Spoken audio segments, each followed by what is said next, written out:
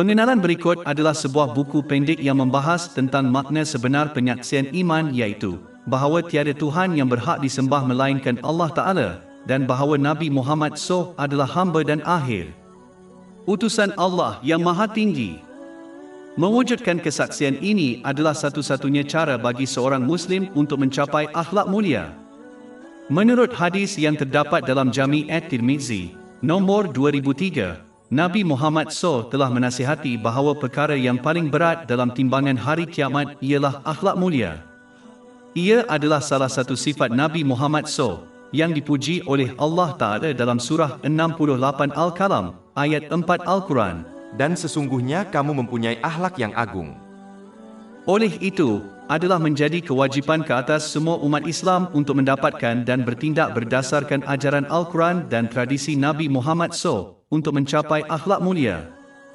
Kunci syurga. Terdapat banyak hadis Nabi Muhammad SAW yang menasihati manusia bahawa sesiapa yang bersaksi bahawa tiada Tuhan yang berhak disembah melainkan Allah Ta'ala, dan bahawa Nabi Muhammad SAW adalah hamba dan utusan Allah yang terakhir, yang Maha Tinggi, akan diselamatkan dari api neraka.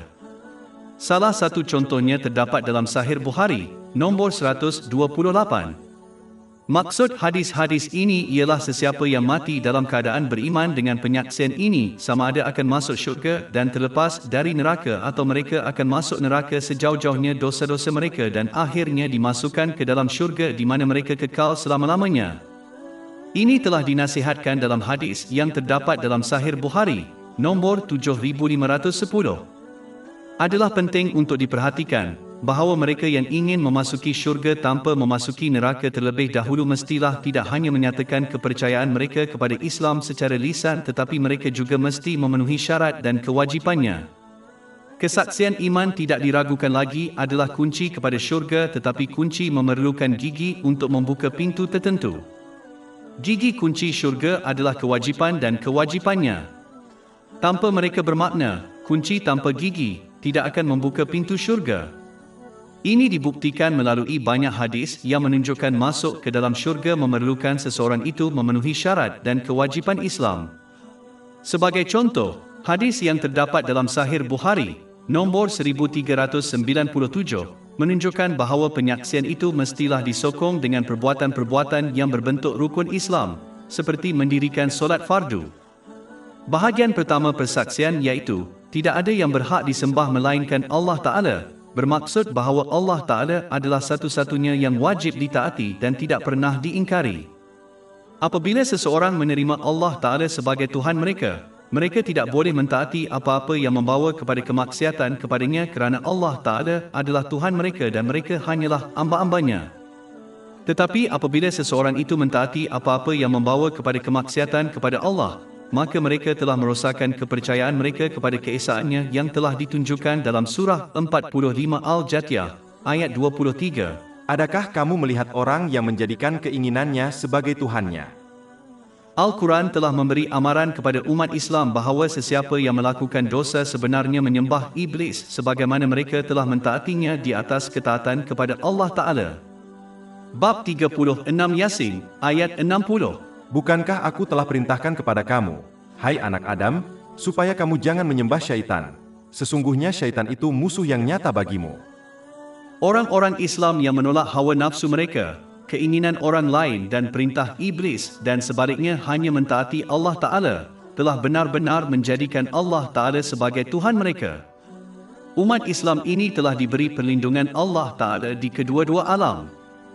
Umat Islam ini secara praktikal telah merealisasikan kesaksian Islam kerana mereka menyokong tuntutan lisan dan dalaman mereka dengan tindakan yang ikhlas mengikut tradisi Nabi Muhammad SAW.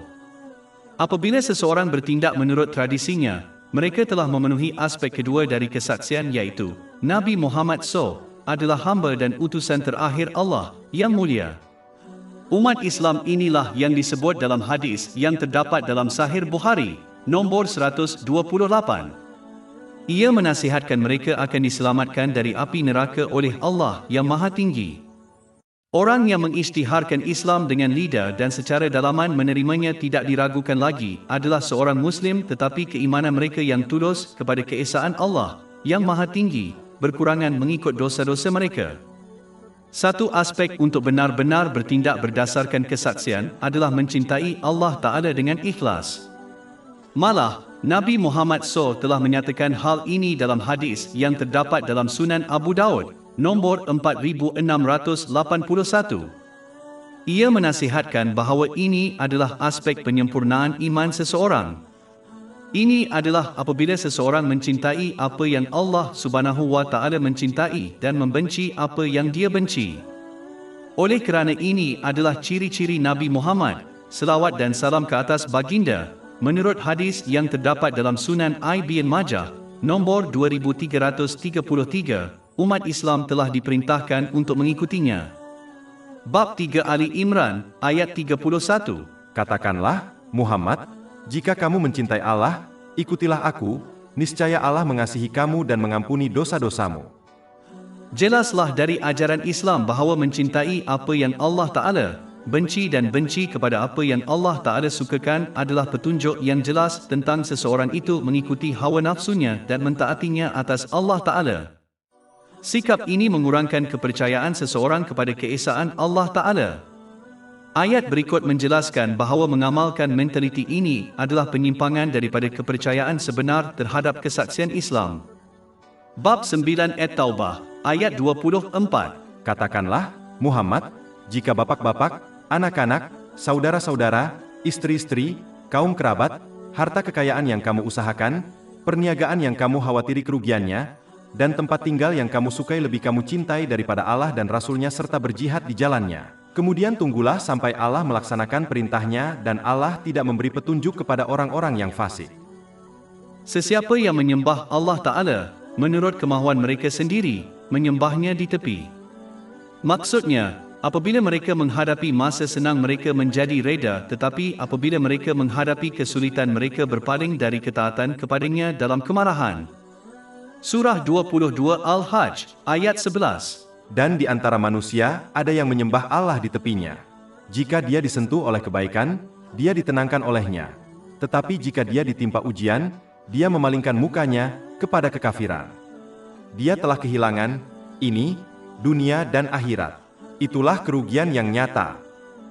Hadis yang terdapat dalam Sahih Bukhari, nomor 6502, memberitahu umat Islam bagaimana untuk mempercayai dan bertindak dengan betul berdasarkan penyaksian iman yang menghalang seseorang daripada dicederakan oleh api neraka di dunia seterusnya. Ini adalah untuk menyempurnakan dahulu kewajipan wajib dengan betul sambil memenuhi segala syarat dan adabnya. Kemudian seseorang mesti menambah ini dengan melakukan amal soleh sukarela. Yang terbaik di antaranya adalah tradisi yang ditetapkan oleh Nabi Muhammad SAW. Ini membawa kepada kecintaan kepada Allah Ta'ala dan menyebabkan Allah Ta'ala memperkasakan setiap organ tubuh mereka sehingga mereka hanya taat kepadanya. Ketaatan yang benar dan ikhlas ini adalah penggenapan kesaksian iman. Ini adalah hati yang sihat yang mengandungi hanya cinta kepada Allah Ta'ala dan bebas dari keinginan duniawi dan cinta dunia material. Bab 26 Asy-Syu'ara, ayat 88-89. Pada hari yang tidak bermanfaat harta dan anak, tetapi hanya orang yang datang kepada Allah dengan hati yang selamat.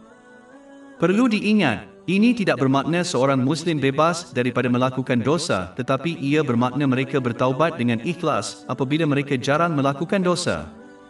Kesimpulannya, adalah penting bagi umat Islam untuk bukan sahaja mengisytiharkan kesaksian Islam secara dalaman dan lisan, tetapi mereka juga mesti menunjukkannya dalam tindakan mereka kerana ini adalah satu-satunya cara untuk mencapai kejayaan sebenar di dunia dan terlepas sepenuhnya dari hukuman di dunia seterusnya.